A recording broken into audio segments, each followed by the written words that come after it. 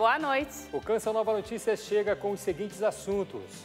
COP27, a Conferência Mundial do Clima. Representante do Papa reforça pedido para a redução de gases poluentes. Por uma igreja sinodal. Nossos repórteres mostram documento da chamada etapa continental do Sínodo dos Bispos. Ação e oração que movem o mundo. Igreja Católica cresce e o número de católicos no mundo supera 1 bilhão e 300 milhões de pessoas. E prova de que a fé vai muito mais longe não falta. Câmara dos Deputados aprova projeto de lei que torna o cristianismo uma manifestação cultural brasileira.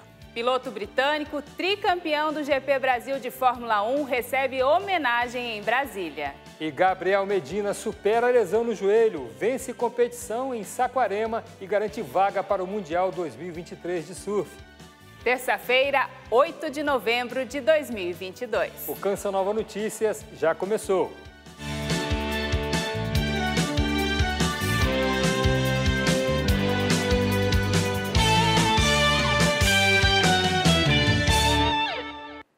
Boa noite. Nós começamos falando da participação da Igreja na COP27, a Conferência Mundial das Nações Unidas sobre as Alterações Climáticas. Hoje, o enviado do Papa, o cardeal Pietro Parolin, afirmou que o mundo tem pouco tempo para corrigir a rota e que nenhuma oportunidade pode ser desperdiçada. O secretário de Estado do Vaticano discursou hoje no Egito e falou num dever moral de agir para prevenir e responder aos impactos humanos cada vez mais frequentes e severos causados pelas alterações climáticas.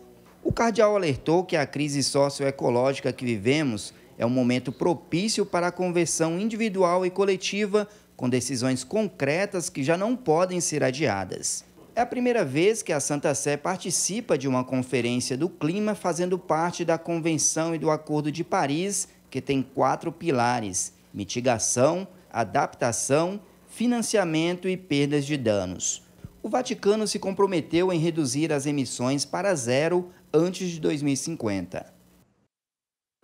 Comunhão, participação e missão. Esse é o tema do Sínodo dos Bispos, que está em sua segunda fase.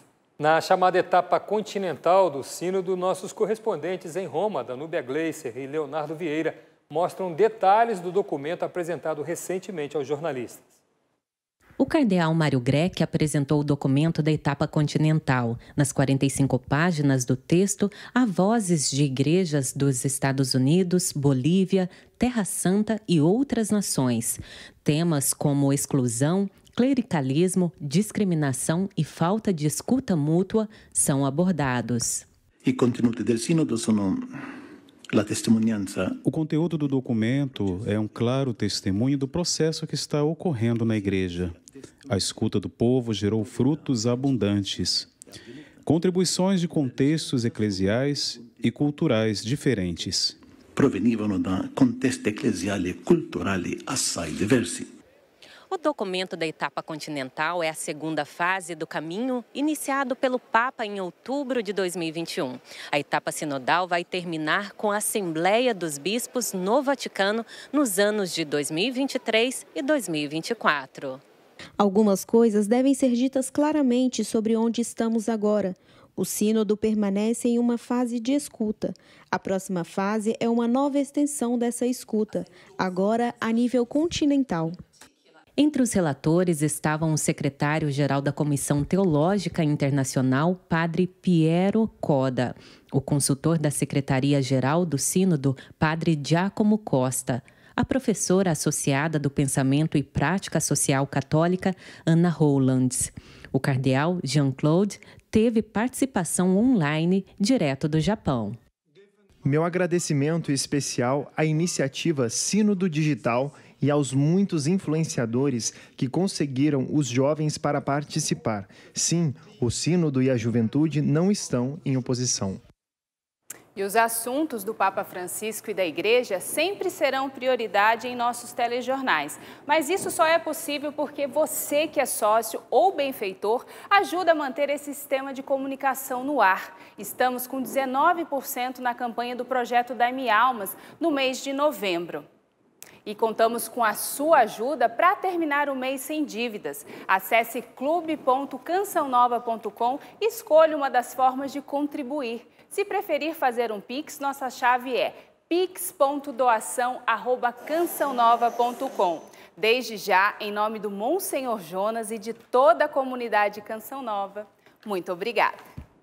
E mudando de assunto, agora nós vamos a São Paulo conversar com Rodrigo Luiz, que tem informações sobre o crescimento do número de fiéis na Igreja Católica do mundo. Boa noite, Rodrigo.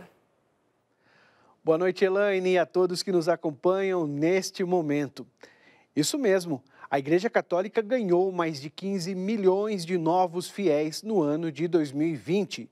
Com os novos cálculos, já são mais de 1 bilhão e 300 milhões de pessoas comungando da mesma fé no mundo.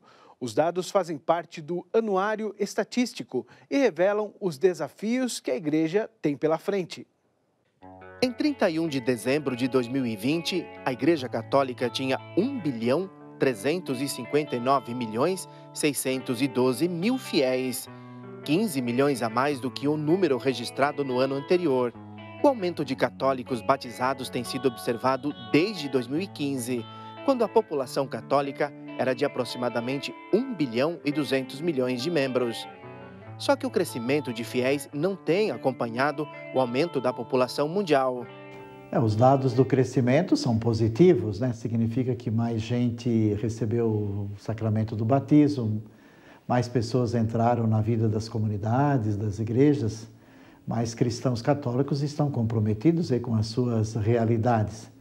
Mas esses dados normalmente são desproporcionais ao crescimento da população e também em relação à incidência da fé, né, nas realidades sociais, econômicas, políticas, onde a Igreja Católica se insere.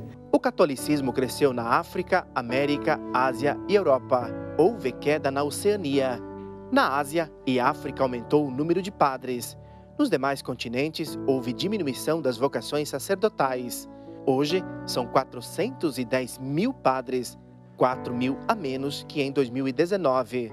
Acompanhamento e discernimento vocacional é a chave hoje para a formação sacerdotal e depois uma profunda, consistente formação teológica capaz de dialogar com o mundo e dar as razões da esperança na fé. No Brasil, estima-se que a cada 10 batizados, 2 participam ativamente da vida da igreja. Ir em busca dos que se declaram católicos, mas que não participam com frequência, é um dos grandes desafios da Igreja Católica no Brasil e no mundo. A fé exige uma prática da fé e essa é a missão contínua da igreja. Fazer com que os que têm fé vivam, pratiquem a fé e também participem e se comprometam com a vida da igreja, o seu trabalho pastoral, a sua evangelização, a sua missão. A presença de leigos e missionários teve elevação.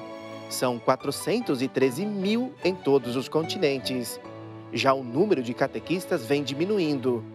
O anuário traz ainda um raio-x das instituições de educação, saúde e assistência social geridas pela Igreja Católica. E no dia do radiologista, nossa equipe preparou uma reportagem sobre essa profissão. A radiologia tem papel fundamental na saúde e contribui para o diagnóstico precoce e até mesmo cura de algumas doenças.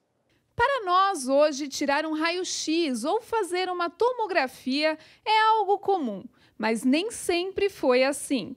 A radiologia nasceu em 1895, quando um físico alemão descobriu que seria possível a visão interior dos pacientes. Daí para frente, o setor cresceu cada dia mais. O que há 20 anos atrás era só o raio-x, houve depois um aumento com a ressonância, a tomografia, a própria intervenção. Então, o crescimento da radiologia foi muito grande com os profissionais, inclusive com subespecializações nas diversas áreas. Ao longo do tempo, a radiologia também contribuiu para a medicina preventiva. São diferentes tipos de câncer, doenças do coração, doenças pulmonares, entre outras, que podem ser diagnosticadas com esse tipo de tecnologia. E hoje é quase impossível você pensar em fechar um diagnóstico raro, algum diagnóstico de um câncer, de alguma doença desmielinizante, de alguma doença degenerativa, sem você fazer um método de imagem.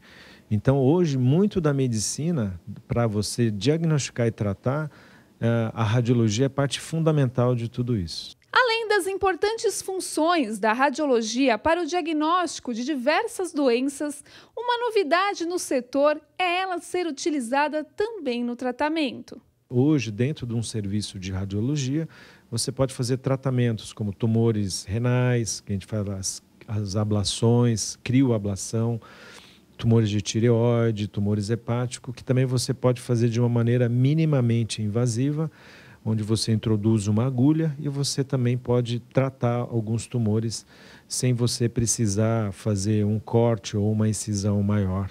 Mesmo com toda a tecnologia e todos os benefícios que traz para a medicina, a radiologia representava um sinal de alerta, porque expunha os profissionais à radiação frequente. Hoje isso mudou. A radiação dos aparelhos é bem menor e os profissionais são monitorados constantemente.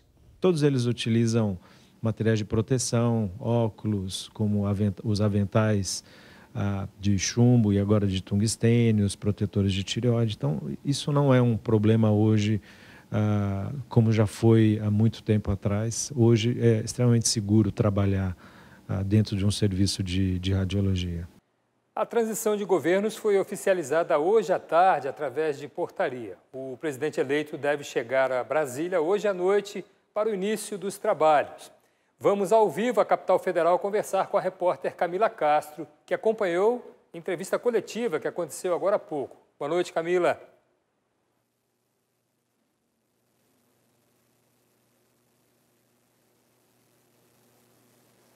Olá, boa noite. O vice-presidente eleito Geraldo Alckmin assinou hoje 3 portarias que marcam o início formal dos trabalhos da transição de governo em Brasília. Uma das portarias nomeia um conselho político com representantes dos partidos que formaram uma coligação de Luiz Inácio Lula da Silva e novas siglas que se juntaram ao grupo após a eleição. Outra portaria nomeia 3 coordenadores para essa transição. Alckmin também anunciou os componentes de 2 grupos técnicos, o de economia e o de assistência social.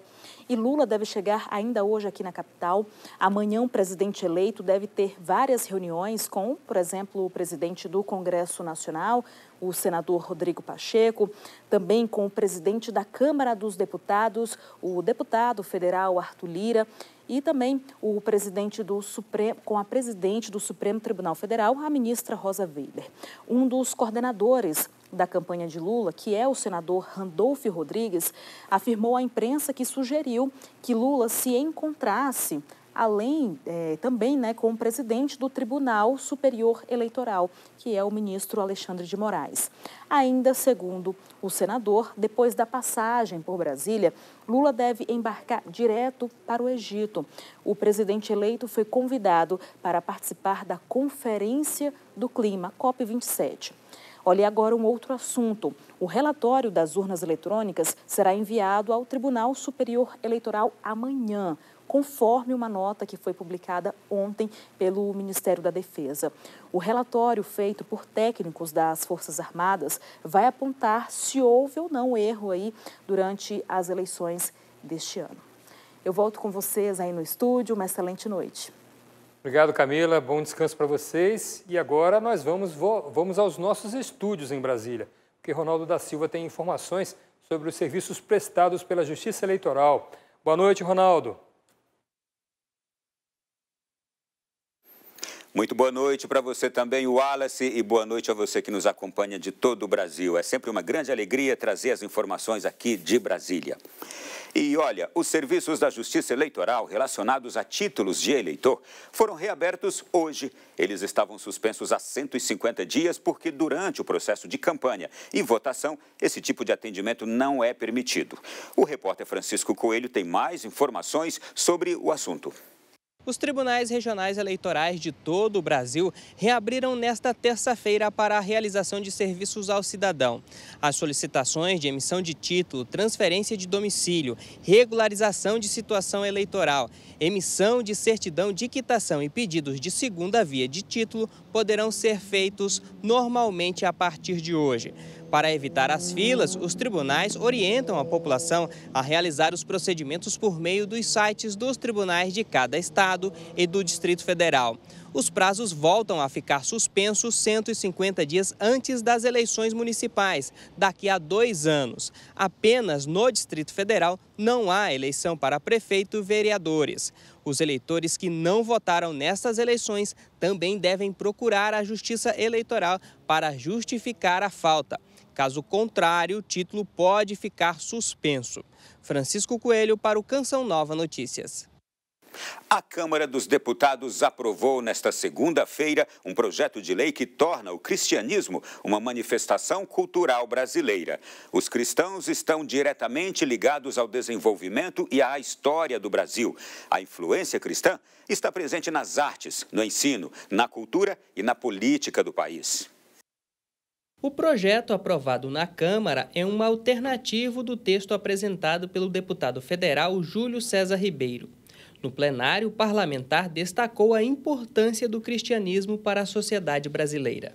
Não há dúvida de que o cristianismo se encontra profundamente enraizado na cultura de grande contingência do povo brasileiro, em seus valores em inúmeras manifestações culturais. Já o deputado Joaquim Passarinho lembrou que a vivência profunda do cristianismo é a solução para o fim dos conflitos entre os povos e nações. O cristianismo representa caridade, humanidade, fraternidade.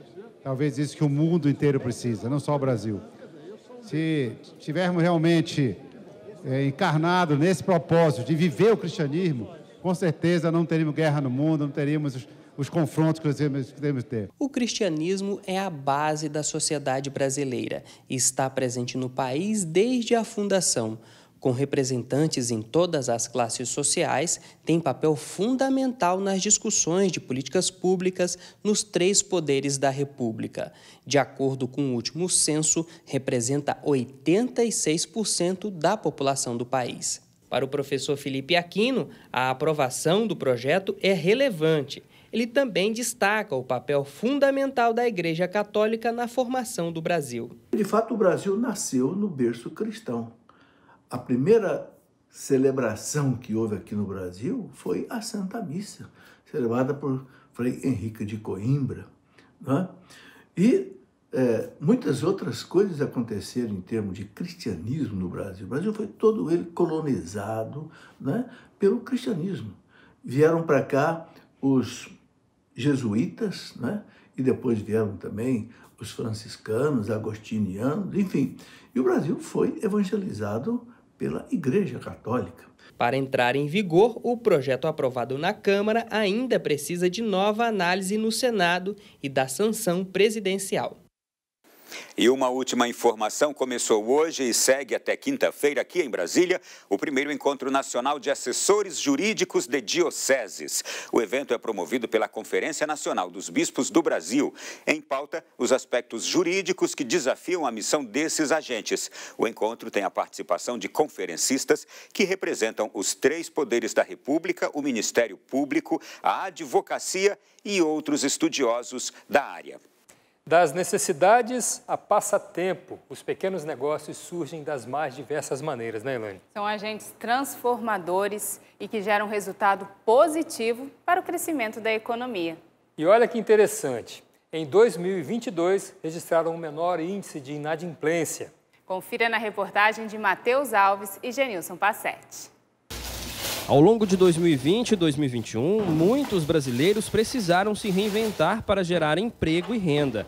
Alguns negócios deram tão certo que hoje fazem parte dos bons resultados da economia do país. Veio a pandemia e eu falei assim, e agora? Como é que a gente vai fazer? A gente não pode sair e tal. Então eu vou aprender a fazer pão, pelo menos para a gente ter esse alimento aqui em casa. A microempreendedora percebeu que existia a possibilidade de fazer a diferença no mercado. Eu comprei um curso e fiz esse curso, criei o meu fermento à base de farinha e água né? Que naquela mistura da farinha e da água, por 30 dias mais ou menos, nasceu o meu fermento. Impulsionada pela pandemia, Michele sonhou em realizar uma atividade para passar o tempo e começou fazendo 4 pães por semana. Hoje entrega mais de 70 unidades para mais de 200 clientes ao mês. Hoje eu também eu dou aula, né? Já fiz oficinas de panificações aqui em casa, eu tenho meu curso online, que é uma mentoria. O consumidor voltou a buscar os pequenos negócios, né, para adquirir seus produtos e serviços. Isso fez com que, com esse giro, com a retomada da economia pós-pandemia, nós conseguimos, né, ter um número bem menor de inadimplência dos microempreendedores. Em pesquisa feita pelo Sebrae, a proporção de micro e pequenas empresas inadimplentes registrou apenas 24% em agosto e setembro de 2022.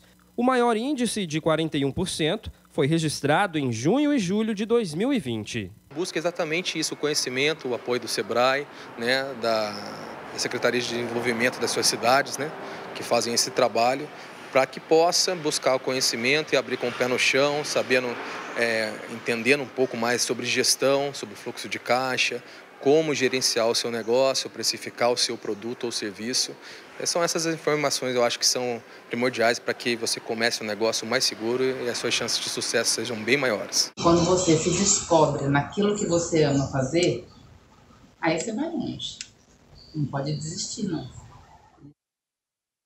A Agência Nacional de Telecomunicações determinou que as empresas de telemarketing passem a utilizar um código para identificar as atividades de cobrança. Informações com Jean César. As empresas de telemarketing terão que utilizar o prefixo 0304 para identificar ligações de cobrança. A Agência Nacional de Telecomunicações realizará durante 60 dias uma consulta pública para regulamentar o procedimento. Após entrar em vigor, as empresas terão até 180 dias para aplicar a nova norma. A ação faz parte das medidas aplicadas pela Anatel para combater ligações abusivas. O novo procedimento acontece depois da mudança que entrou em vigor em junho deste ano, que determinava a utilização do prefixo 0303 por empresas de telemarketing para oferecer produtos e serviços. Além dessas iniciativas, a Agência Nacional de Telecomunicações também possui uma página para aqueles que desejam não receber ligações de telemarketing, oferecendo produtos e serviços. Basta acessar o site nãoperturbe.com.br. De Cachoeira Paulista, Jean César, para o Canção Nova Notícias. Há menos de 5 dias para a primeira etapa de provas do Enem, o Exame Nacional do Ensino Médio, a orientação para os candidatos é consultar o local de provas e se programar com antecedência. As informações com Cleverton Macedo. As provas do Exame Nacional do Ensino Médio, o Enem, vão acontecer nos próximos 2 domingos consecutivos. Vá com antecedência, chegue 1 hora antes. Onde é o local da prova? Como é que eu sei isso? Pois é, a informação com o endereço está no cartão de confirmação de inscrição, disponível na página do participante no portal do INEP. E aí fica a orientação, o reforço, são 3.396.000 candidatos que vão participar do Enem 2022. Boa prova e lembrem, 1h30 da tarde, horário de Brasília, começam as provas. Para o Canção Nova Notícias, Cleverton Macedo. Combater ideias liberais que desvalorizam a vida. Essa é uma das metas almejadas pelos integrantes do movimento 40 Dias pela Vida. Várias pessoas que aderiram a essa iniciativa estão unidas em oração e jejum. Representantes internacionais do movimento 40 Dias pela Vida estiveram em Portugal para mais uma campanha de oração. Nossa correspondente Graciele Reis conversou com integrantes do movimento. A iniciativa, criada nos Estados Unidos, acontece simultaneamente 2 vezes ao ano, em mais de 500 cidades do mundo e em cerca de 60 países, e com mais de 1 milhão de participantes. Uma movimentação mundial de fiéis de diversas religiões pela vida humana. Representantes internacionais do movimento 40 Dias pela Vida contam seu testemunho pessoal. Na América, tudo que é pró-família é chamado Planned Parenthood. Uma vez, em oração na frente de uma clínica, um padre diante de um abortista abriu os braços como Cristo e disse: "Eu me rendo, pegue um padre." A pessoa parou de fazer abortos e nós compramos o prédio. E agora é um local de serviços cristãos. No país luso, atualmente, o 40 Dias pela Vida centra-se na campanha localizada em Lisboa. Os não nascidos não podem defender-se. Nós podemos sair correndo, mas eles não. Não podem correr e nem falar. Este é o trabalho mais importante no mundo, salvar uma vida. Em Portugal, nesses dias, os líderes internacionais do movimento 40 Dias pela Vida participaram de encontros e rezaram junto à Clínica dos Arcos, em Lisboa, onde realizam-se abortos. E até o dia 6 de novembro, voluntários de todo o país participam de mais uma campanha de oração pela vida. 30% de mulheres em nossas campanhas têm desistido do aborto. Arrependem-se, confessam e se reconciliam com Deus. Então o Senhor diz: ide e continue meu trabalho. Nós temos que transformar a fé em atos. O aborto não está superado na América. Nós temos 50 estados, em que 25 são a favor do aborto e 25 contra. O país está dividido. Mas a nossa guerra é pela oração, rosário, amor e como Cristo na cruz, de braços abertos. Cidadão honorário do Brasil. Este foi o título que o heptacampeão mundial de Fórmula 1, Lewis Hamilton, recebeu da Câmara dos Deputados. Foi na noite desta segunda-feira. Uma sessão lotada e os admiradores viram o piloto da Mercedes declarar que ama o Brasil. A Câmara dos Deputados tornou o piloto britânico de 37 anos cidadão honorário. A proposta foi do deputado André Figueiredo, depois que Lewis Hamilton venceu pela terceira vez o GP do Brasil do ano passado. Sorridente e vestido de terno azul royal, Hamilton recebeu a medalha de mérito e agradeceu aos fãs. Disse que dedica a homenagem ao seu ídolo de infância, o falecido tricampeão mundial brasileiro, Ayrton Senna. Nós continuamos falando de esporte, só mudando de modalidade, de Fórmula 1 para o surf. É que o tricampeão mundial, Gabriel Medina, está de volta. Uma lesão no joelho deixou o surfista 5 meses longe das ondas. E, pelo jeito, as ondas estavam com saudade das belas manobras do brasileiro. Gabriel Medina é o novo campeão do Challenger de Saquarema, que aconteceu no Rio de Janeiro. A final foi disputada entre o brasileiro e o marroquino Ranzi Boukirian. Nos últimos minutos, Medina virou o jogo e mostrou por que é o tricampeão mundial de surf. A vitória teve um gosto especial para o brasileiro, pois é o primeiro título depois de sofrer uma lesão 5 meses atrás, justamente em Saquarema. Entre as mulheres, a americana Alyssa Spencer ficou com o título. A competição serve para definir os classificados para a elite da temporada da Liga Mundial de Surf no ano que vem. E a previsão para amanhã ainda é de chuva em grande parte do país. No norte e nordeste, o tempo fica mais instável. Vamos saber por quê com Fernanda Ribeiro. Boa noite, Fernanda. Oi, boa noite, Elaine, Wallace. Boa noite a todos que acompanham o Canção Nova Notícias. O ar frio intenso já está sobre o oceano e vai se afastando cada vez mais do Brasil. As temperaturas estão subindo, mas a chuva permanece por mais um tempinho, sim. Isso porque o ar úmido está concentrado sobre o Nordeste e Norte, onde se formam grandes áreas de instabilidade. A consequência é chuva forte em vários estados da região. A previsão é de 16 milímetros em Tocantins.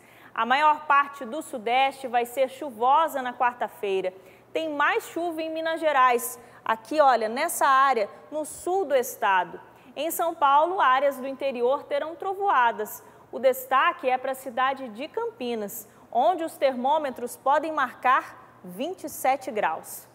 Nas demais áreas do país, o sol aparece com mais intensidade. Apesar da chuva por aqui no centro-oeste e da formação de nevoeiros em Santa Catarina, o tempo fica firme. A temperatura mais alta para amanhã é de 39 graus em Cuiabá e a mínima de 15 ao sul em Porto Alegre.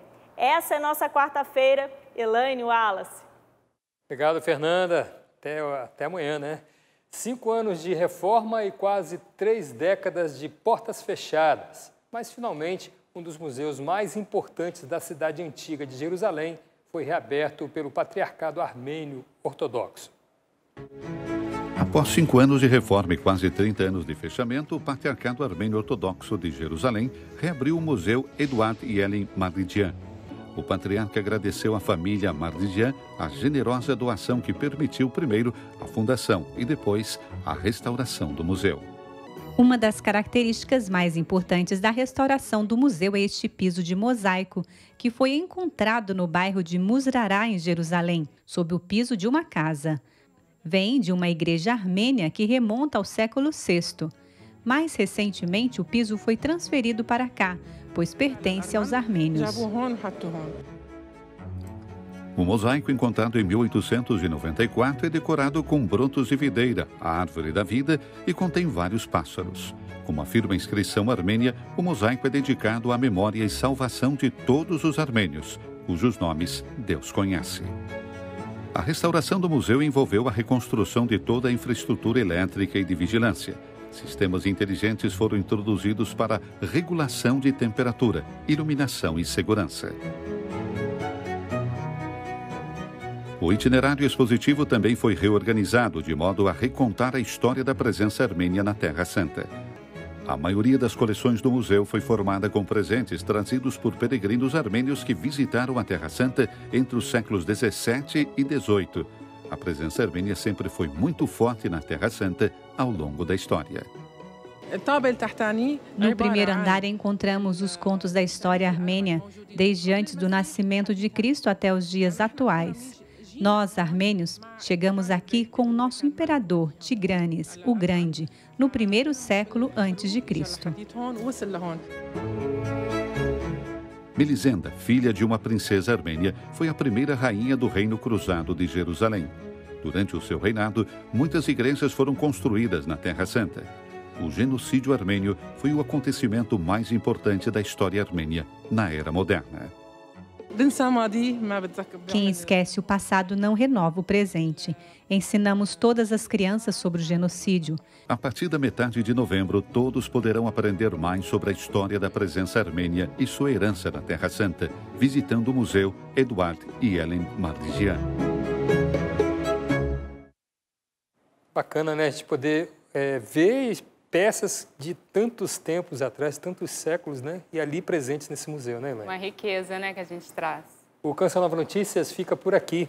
Você pode rever nossas reportagens de hoje em nosso portal noticias.cançãonova.com. Dá uma passadinha lá, você vai gostar. Boa noite e até amanhã, se Deus quiser. Uma ótima noite para você.